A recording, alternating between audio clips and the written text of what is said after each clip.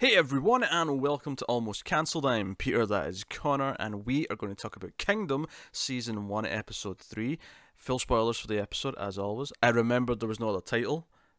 I'm patting myself in the back for that one. That had flow to it. That was proper flow, no stuttering. It was great.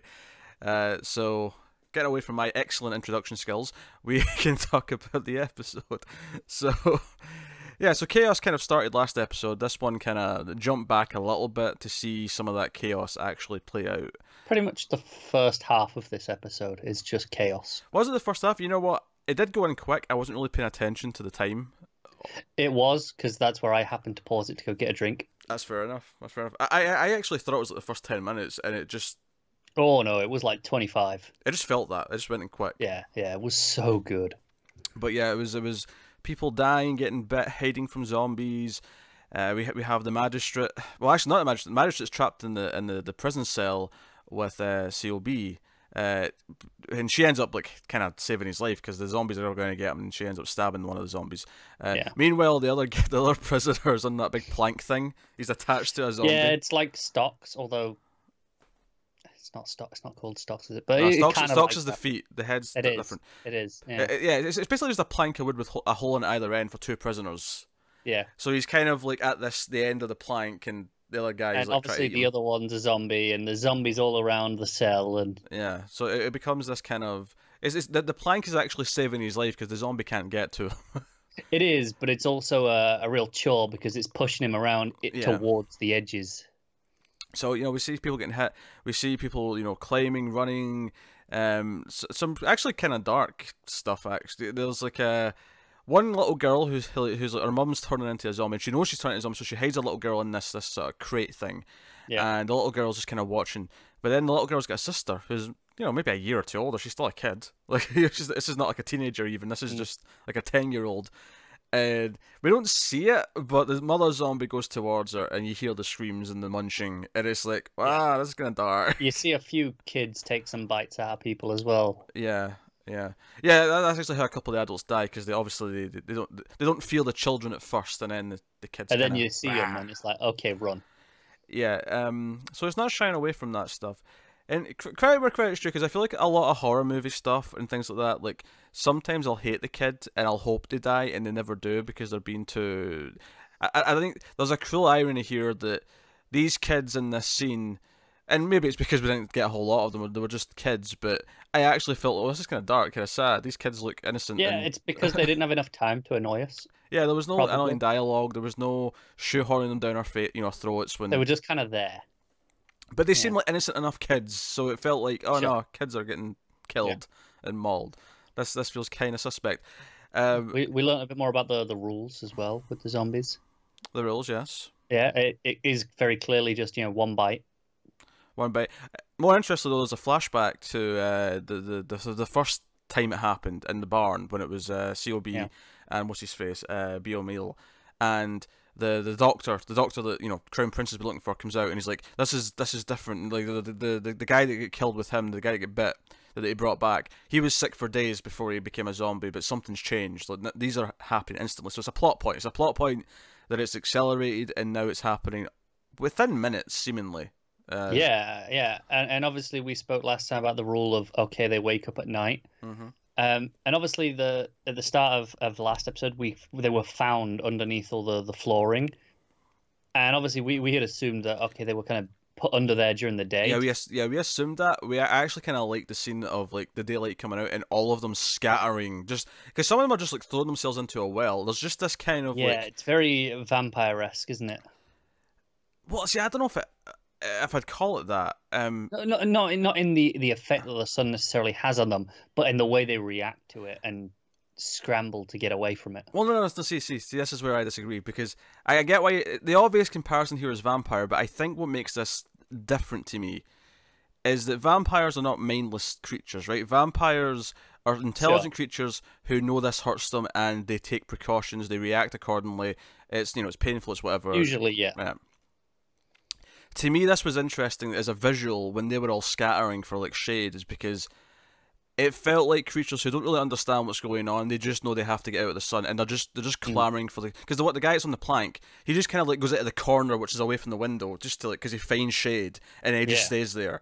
I want to see what happens to them properly when they have to stay out in the sun for whatever reason. Because it's not like they completely burst out of flames right away, because that, again, like vampires usually would just instantly, right, you're in the sun for like a couple of seconds, that's it. These zombies are scattering through the sun for a good, 10, 20, 30 seconds, maybe sometimes maybe a bit more. They don't react until the sun hits them and then scramble for cover. So they kind of... It's not like it's an instant thing by any means. They just know sun is bad, but I want to see what happens in prolonged exposure, which I feel like we will. We probably will. It's only episode 3, and I feel like it's exploring what it's setting up so far. So I don't see why it wouldn't. But some of the other stuff before we get to daytime, Crown Prince. We cut back to him watching the city, the town burning, and then eventually he comes to kind of draw into it because these guys come running out, and he ends up helping them. And he ends up actually, after a bit of running, he's with... Well, he actually has a good scene with, what's his face, Myung, where Myung kind of helps him, and then he helps Myung because he's under attack as well. And Myung's like stabbing the guy repeatedly, and then Crown Prince comes up and just chops his head off, says, you have to aim for the head. And I'm like, okay, here's the moment. That's the moment in every zombie story. Yeah. Well, they realise. I really liked the bit before where Myung shoots the arrows at the couple of them on the bridge, and they just trip over it, and just all of them just kind of fall because they're just tripping over each other, because they haven't got the awareness to go over or go around. They just kind of just run and go down. Yeah, that's what I'm kind of liking. I'm liking the swarm aspects, which I guess is what World War Z tried to do in a lot of ways, but I'm kind of liking the raw animalistic kind of vibe that they're giving me in this, where it does kind of feel like if you put a block in front of them, they will trip over it, and it'll cause, this It's interesting jam. seeing the fast zombie, which is absolutely the more modern kind, even as far as zombies, in this, period piece that's one of the probably further back time periods I've seen zombie stuff in. Yeah, no.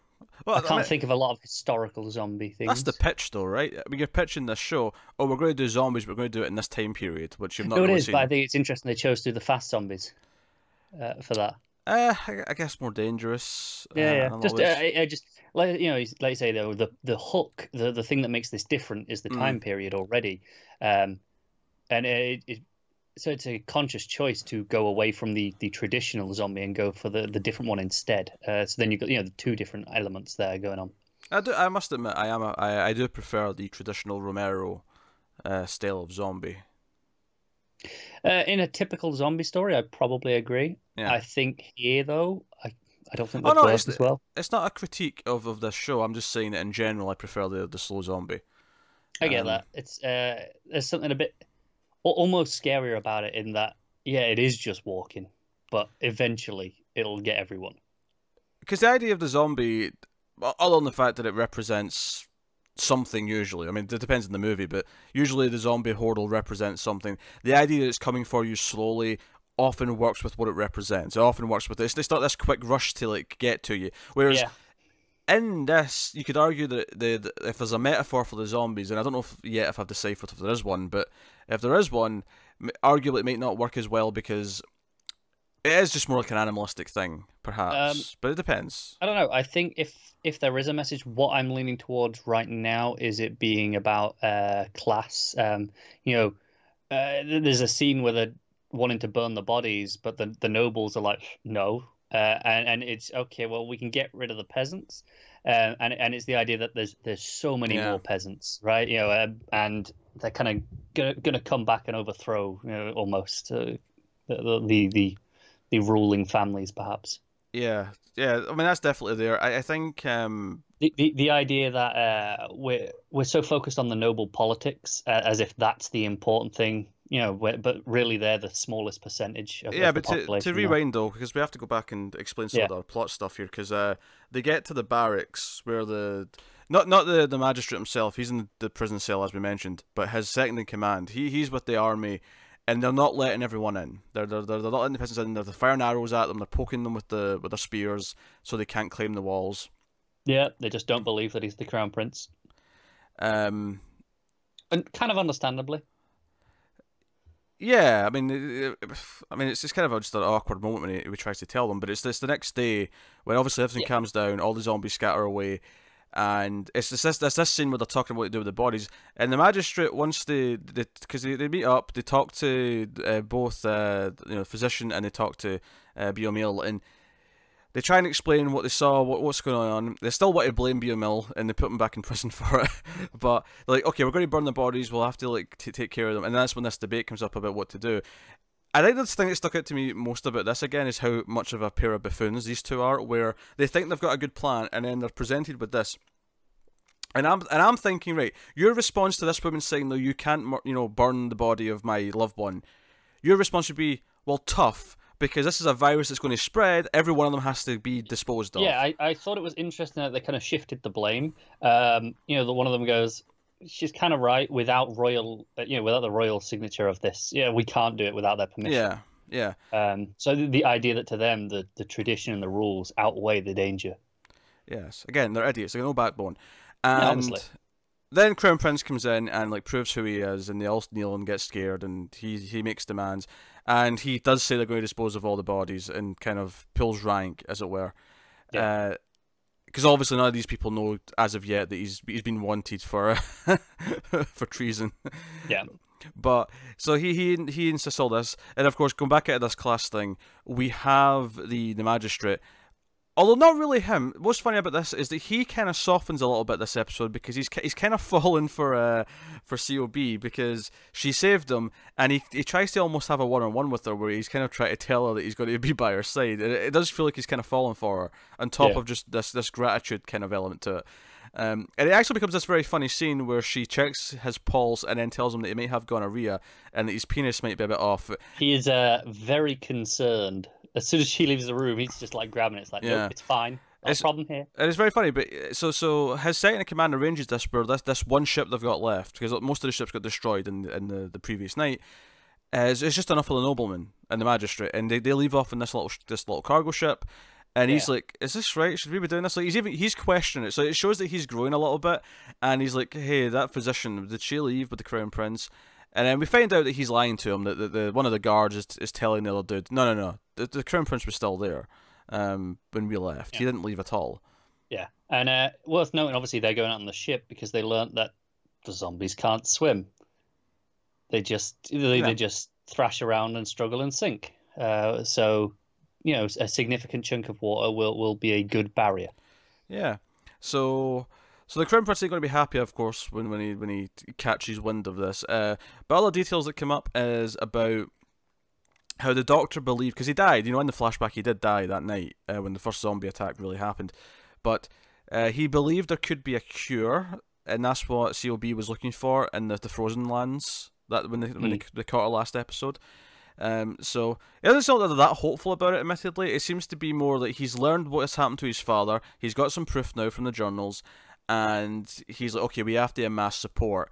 And we even see back home, there's actually some of the scholars are kind of talking about doing the same thing and getting this same character, because they both end up talking about the same character, this Lord and Ji-Hoon, who is, we see a glimpse of him. We don't really get to know him that well in this episode, but we see a glimpse of him. He's an older fellow who seems to have enough cred that I don't know if he commands an army. Commands some respect. Yeah. Because the academics and stuff, they talk about how if we get him on side, the entire academic community will fall in line behind him. Yeah. So it wasn't much of that this episode, but it was just enough to like, okay, right. So here's what the stakes are. He knows that his father's been dead for a while now, and that this is all just kind of a lie. He's whatever he is now is just one of these zombies. Of course, they're not using that word. I mean, to be fair though, sometimes you question in modern movies why they never say the word zombie. I'm not really questioning it in this time period because they don't have movies. It's not a cultural thing. Yes, they don't have movies and TV shows. They have no idea what a zombie is. It's fine. Yeah. But hey, so no, a lot of fun action stuff in the first half of this episode. I really liked all the stuff with the magistrate for the most part, because I think him and his second in command are obviously not likable characters because they're kind of awful, but they're kind of fun awful. Like, I kind of enjoy watching them being buffoons and being selfish and greedy. Yeah, they remind me a lot of the pair in Hidden Fortress. Yeah, I can see that. But of course, we have the magistrate himself, who seems to maybe be showing signs of growing out of it, and maybe wanting to help in other ways, and perhaps he will actually get his moment of redemption and save them or something before the end of the show. Yeah, cool. This is easily the best episode of the 3, in my opinion. I would agree with that. Yeah. I really like all the stuff it's setting up, the rules, the stuff with the water, for example. Obviously, the zombies sink, but they can't drown, or can they? I don't know. Can they just keep walking along the bottom and come out the other side? Maybe, but do they get too heavy because they fill up with water? Yeah, I don't know. I'm kind of intrigued. Can their corpses support that weight? I don't know. Yeah. I've seen it in other zombie things where they walk through water and come out the other end, but but I don't know if they can here, right? Ah, it's interesting. In fact, I believe one of the scientific facts that disproves that zombies could exist, beyond the bringing back from the death part, is that all the fluids in the body would go to the feet and they wouldn't be able to walk. Like, zombies, theoretically, if they could exist, wouldn't be able to actually move. Cool. Good to know. Because all the weight would be in the feet. That's one less thing to be afraid of. True, yes. Alternatively, one less apocalypse to relish. Sure, yes, that's true. If it's a vampire apocalypse, we're all screwed, because there's no science to disprove vampires, I guess. You got stakes, though, so it's all good. Assuming the rules apply, yes, there's stakes to be had. To be honest, even if the rules don't apply, I mean, you're stabbing something through the heart. It's usually a pretty good measure. Yeah, but vampires are pretty unkillable in other ways, though, right? I mean, sure, but if we're agreeing that the undead can exist, well, then a good beheading will do the trick, I'm sure. That tends to work for most things for a reason. Probably, I don't know. But yeah, no, this was a good episode. The most enjoyable one yet. The action was good. The horror stuff was good. The violence was typically pretty good, and then the character stuff was mostly on point. There was definitely the least amount of downtime in this. In terms of, there was one scene of the Queen watching the king being fed. Yeah. And there was a sort of small moment where her her feet got covered in blood and they had to burn the clothes. There was a little bit just continuing that. Yeah. But there's not as much of a focus on it, which we complained about in the first episode. So yeah, I don't think it wasn't bad. It was just overly focused on in the first episode. It could have been a bit more spread out. Enjoying the moments of levity, like the stuff with the gonorrhea, which is good stuff. And also, I thought the direction was better again this episode. All those shots of the sun rising and setting were gorgeous. Yeah. All the stuff on the boat at the end looked great as well. And there was one other thing I really liked, which was when they were riding away on the horses, and the camera was really pronounced going up and down with the galloping as the sound effect was getting louder and louder. It was a nice touch. Also worth pointing out from a structural point of view is they didn't fall into the trap of having this one end with nighttime again, where things are getting crazy again, cliffhanger. It ended in a more somber note as the boat was just kind of riding off into the sunset. I'm sure we'll still be starting more or less at nighttime next episode, but it was nice that it's not going to keep the same structure for every single episode where, we start in chaos, then it goes to daytime, and then at the very end of the episode it gets nighttime again. No, we're going to shift it around. I'm sure, especially for the last episode, we'll build into the chaos to end on for the season. You imagine so. It wouldn't surprise me if we get a whole episode set at nighttime though at some point. If it's just that's true. It's just it's like not a real time, but just this is a bottle episode of here's this 10-hour period. I'm very intrigued to see where this is. Knowing it's got a second season, I'm very intrigued to see where they end this story for after these 6. I think it'll feel like a mid-season finale rather than a season finale. Quite possibly. That's my guess. I mean, it's hard to say, having never. I don't think we've ever seen any Korean TV before. Nope. I've seen Korean zombie stuff before though, because Train to Busan exists and it's very good. Yeah. So but that's episode 3 of Kingdom. So we'll see you next time for episode 4 in a few days' time. Let us know what you thought of this one in the comments below. Like, subscribe, all that stuff. It helps us out. As does, of course, going over to patreon.com/MailFuzzTV, where you can support us monthly for as little as $1 per month. And that is pretty much it. So thank you once again for watching or listening. We always appreciate it. Keep watching TV, guys. Have you got any vanilla?